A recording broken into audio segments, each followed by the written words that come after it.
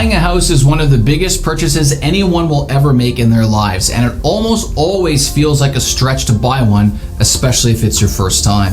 Buyers will cobble money together from savings, gifts from family, or even cashing in RSPs to get into their first home. With prices of Canadian real estate getting higher and higher almost every month, it is forcing young households to make decisions about taking on an awful lot of debt to enter the market. So many are asking themselves, is this a good idea? Well, in our video today, we're going to touch on a few key points that buyers should consider when thinking about putting 5% down to buy a house. Taking the plunge will completely change your financial picture. It's usually for the better, but you need to be smart about it. So let's take a closer look and explore some of the details surrounding a purchase using 5% down.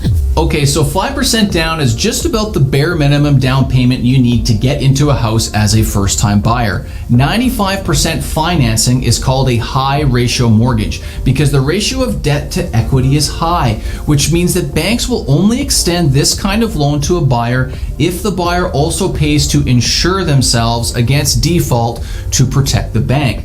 This mechanism is called mortgage insurance, and it's pretty costly, coming in at around 3 to 4% of the total loan amount for those putting 5% down to buy a house. The mortgage insurance premium is tacked on to the total amount of the mortgage at closing, meaning that buyers won't have that much equity at all when they move in, because their 95% mortgage ratio will actually be closer to 99% after the 4% mortgage insurance premium is applied and added on to the balance of their loan. So, because of the way mortgages are paid off over time in what's called an amortization schedule, the first few years see most of your mortgage payments going towards interest on the loan rather than principal payments or paying down the actual balance. What this means is that if you're only putting down 5%, you will not have that much equity in your home for the first year or two after you move in, as your actual mortgage balance will be very close to the total price you've paid for the property.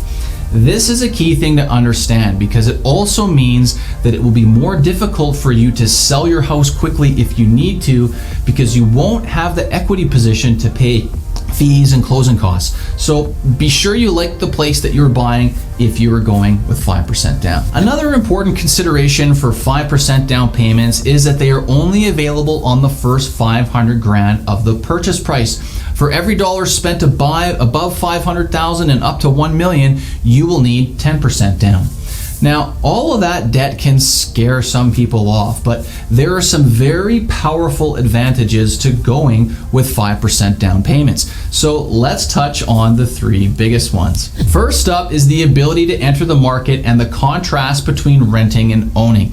The biggest reason to go with a 5% down payment would be because it can get you into a piece of real estate sooner than if you had to wait to save up for a larger down payment. The First Time Buyers Program was created to help provide housing affordability and to get young people into the real estate market.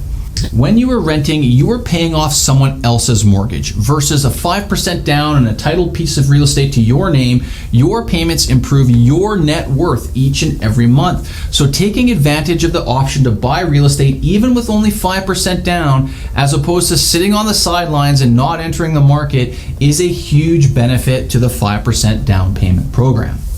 Now, next up, we have the power of leverage. When you put 5% down on a house, you are using someone else's money or the bank's for the remaining 95% of the purchase price.